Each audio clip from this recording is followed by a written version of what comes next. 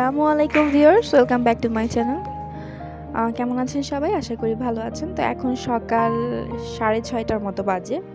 তো আমি যাচ্ছি হচ্ছে শ্রীনগর আমার স্কুলে। সবাই হয়তোবা জানেন, আবার অনেকেই জানেন না, কারণ বলা হয়নি। আমি হচ্ছে স্কুল টিচার একজন। সো স্কুলে যেতে হয়, আর এই করোনাকালীন সময় যেহেতু আমার চ্যানেলটা খোলা, আর করোনার সময় আর তখন তো আমার স্কুল বন্ধ ছিল, তাই অনেককেই হয়তোবা বলা হয়নি। তো স্কুলে কিছু কাজ এসেছে, তো সেই জন্যই যাবো, যেহেতু এখন শেষের দিকে বছরের, তো অনেকগুলো কাজই আছে, বই বিতরণের কাজ, তারপরে শিশু জরিপ। তো মেনলি আমি আজকে শিশু জরিপের জন্য আর কি স্কুলে গিয়েছি। তো এটা আমার স্কুল, আপনাদেরকে একটু দেখাচ্ছি। আমার স্কুলটা কিন্তু অনেক সুন্দর। তো এই তো আমরা যে টিচাররা আছি সবাই মিলে বেরিয়ে পড়েছি শিশু জরিপ করার জন্য। গ্রামের বিভিন্ন বাড়িতে বাড়িতে গিয়ে শিশু জরিপটা করব। আর আমাদের স্কুলের বাচ্চারা কেমন আছে, কি অবস্থায় আছে, অনেক দিন ধরেই জানা হয় না, তো সেগুলো জানবো। তো একে একে আমরা এক একটা বাড়িতে যাচ্ছি। তো আমাদের স্কুলের যে ক্যাচমেন্ট এরিয়া আছে, তো এই ক্যাচমেন্ট এরিয়ার মধ্যে যে কয়টা বাড়ি আছে এবং 0 থেকে 18 বছর পর্যন্ত যে কয়টা মানে ওদেরকে শিশুই বলা হয়, তো তাদের তালিকা তৈরি করব এবং আমাদের স্কুলের বাচ্চাদেরও। তো এই তো আমরা এই কাজে ব্যস্ত ছিলাম আর কি।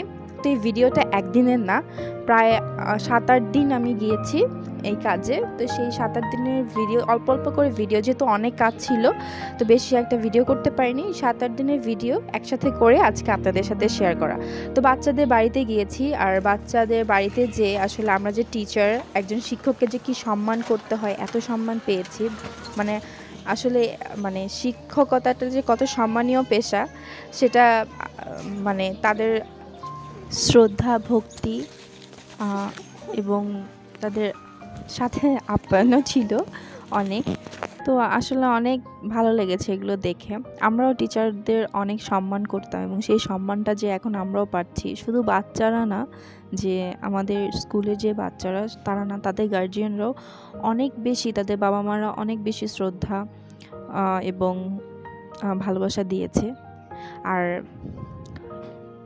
কি বলবো, মানে যেই মানে গ্রামের যেই বাসায় গিয়েছি বা বাড়িতে গিয়েছি, কোনো বাড়িতে আমরা তো গিয়ে বসে আর কি লিখেছি, কোনো বাড়িতে আমাদের খালি মুখে আসতে দেয়নি। মানে এমন অবস্থা হয়েছে যে কয়েক বাড়িতে চা খেয়েছি বা আরও যে খাবার দাবার দিয়েছে খেয়েছি, এগুলো খাওয়ার পর পেট পুরো ভরা, তারপরও না খেয়ে আসতে দিবে না, মনে হয় আমাদের বেঁধে রেখে দিবে। মানে 1 কাপ চা হলেও খেতে হবে, এমন অবস্থা হয়েছে। আমি এবং আমার একটা কলিগ মানে চা খেতে খেতে মানে আমাদের পুরা মানে গলা পর্যন্ত এসে পড়েছে এই অবস্থা। তো অনেক আপ্যায়ন করেছে এবং অনেক সম্মান করেছে। আর তারা যে কত খুশি হয়েছে যে স্কুলের ম্যাডামরা খোঁজ নিতে এসেছে, বা এই জরিপের জন্যই গিয়েছি মেইনলি। তো অনেক খুশি হয়েছে, এবং আমার সবচেয়ে বেশি ভালো লেগেছে যে কতদিন পর আমি আমার বাচ্চাদেরকে দেখতে পেরেছি। মানে বাচ্চারা যে ভালো আছে, সুস্থ আছে, সেজন্য। তো এই যে দেখুন, অনেকেই বলে যে প্রাইমারি টিচাররা নাকি কোনো কাজই করে না। না, অনেক কাজই করা লাগে। আমরা শুধু, আবার অনেকে বলে যে স্কুল তো বন্ধ, বসে বসে বেতন নিচ্ছি। সেরকমও না, অনেক কিছুই আছে, অনেক কাজই আছে, আমাদের করতে হয়। তো এই তো কয়েকদিন মানে এভাবে যাওয়া আসা করেছি অনেক। আর আমাদের ক্যাচমেন্ট এরিয়ায় যে কয়টা গ্রাম পড়ে, তো সেই কয়টা গ্রাম মিলেই করেছি। তো এটা হচ্ছে আরেকটা বাসায় এসেছি, অনেকগুলো বাসায় এসেছি, সবগুলো তো আর ভিডিও করা সম্ভব না, কারণ কাজের অনেক প্রেশার থাকে, অনেক বাচ্চা, সবার বয়স, তারপর বাবা মার নাম, সব কিছু নিতে হয়, তো একসাথে কালেক্ট করতে হয়। তো ভিডিও বেশি একটা করতে পারিনি, যতটুকু সম্ভব ছিল ততটুকুই করেছি। এটা আমাদের আরেকটা মানে স্কুলে বাচ্চার বাসা, দেখুন কত সুন্দর, গ্রামে হলেও অনেক সুন্দর, পুরা মনে হচ্ছিল যে একটা পার্কে এসেছি এরকম। তো খুব ভালো লেগেছে, তাই একটু ভিডিও করলাম, আপনাদের সাথে শেয়ার করলাম। যারা আমার চ্যানেলটি এখনও সাবস্ক্রাইব করেননি, প্লিজ আমার চ্যানেলটি সাবস্ক্রাইব করুন এবং বেল বাটনটি প্রেস করে দিন। আর মুন্সিগঞ্জ বা বিক্রমপুর যেটা বলেন, সেই এলাকার মানুষ যে অনেক মানে অতিথিদের যে অনেক আপ্যায়ন করে, সেটা হয়তো বা আমার ভিডিও দেখেই বুঝতে পেরেছেন। আর আমিও ওইভাবে বুঝতে পেরেছি যে তারা কতটা মানে অনেক বেশি অতিথি পরায়ণ এরকম আর কি। তো অনেক বেশি ভালো লেগেছে। কাজের ফাঁকে মানে আমি কাজটাকে অনেক বেশি এনজয় করেছি যে নতুন নতুন বাড়িতে গিয়েছি, বাচ্চাদেরকে দেখেছি, তারপর অনেক মানুষের সাথেও পরিচিত হতে পেরেছি যেহেতু আমি ওখানে ওই এলাকার নতুন টিচার। তো এটা হচ্ছে আমার একটা বাচ্চার মুসলমানই ছিল, তো সেই জন্য মানে মুড়ি যে মোয়া বলে, নাড়ু বলে সব খেতে দিয়েছি। এবং আরেকটা বাড়িতে গিয়েছি, এখানে অনেক মুরগি ছিল, ভেড়া ছিল, সেগুলো তুলে নিয়ে এসেছি। তো এখন আমরা আরেকটা গ্রামে যাব, গ্রামটার নাম হচ্ছে পাইলভোগ। তো সেখানে যাওয়ার জন্য এরকম নৌকায় করে যেতে হয়, আর নৌকাটার অবস্থা একদম নাজেহাল, দেখতেই পাচ্ছেন। তো এটাও আমার একটা স্টুডেন্ট, সে আমাদেরকে নৌকায় পার করে দিয়েছে। তো আগে আমাদের দুইজন ম্যাডাম আগে পার হবে, তারপর আমি এবং আমাদের যে হেডমিস্ট্রেস আছে সে আর কি পার হব। তো এরকম, তো আমার তো অনেক ভয় লাগে কারণ আমি কিন্তু একদমই সাঁতার পারি না, তো খুব ভয় লাগছিল। তো সেটাও আপনাদের সাথে শেয়ার করছি কিভাবে আমরা নৌকা দিয়ে পার হলাম।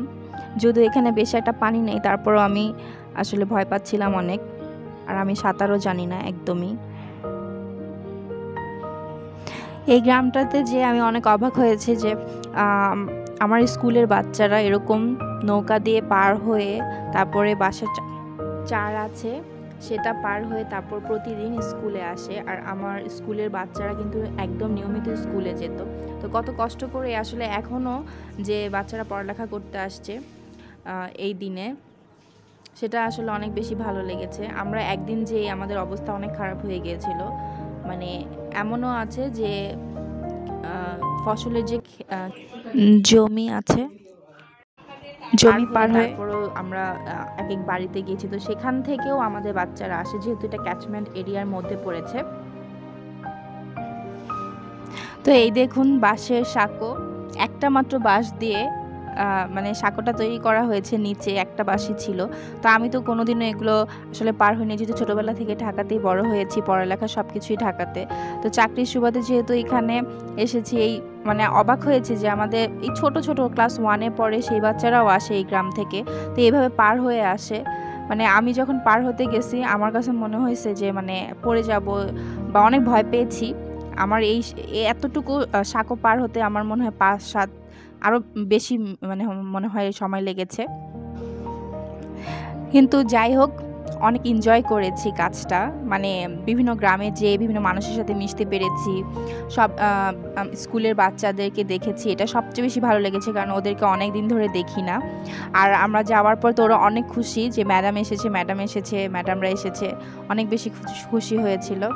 তো যাই হোক, এটা হচ্ছে লাস্টের দিন। আমাদের শ্রীনগরে নতুন ব্রিজ হয়েছে, তো সেখান দিয়েই নামছি। আর রাস্তা তো জানেনই, মাওয়া যে রাস্তাটা কত সুন্দর হয়েছে এবং কত বড়, যারা মাওয়া গিয়েছেন তারা জানেন। আর এই রাস্তা দিয়ে আমার প্রতিদিনই যাওয়া আসা করা লাগে, এই মাওয়া রাস্তাটা দিয়ে। তো যাই হোক, এখন বাসায় ফিরে যাচ্ছি।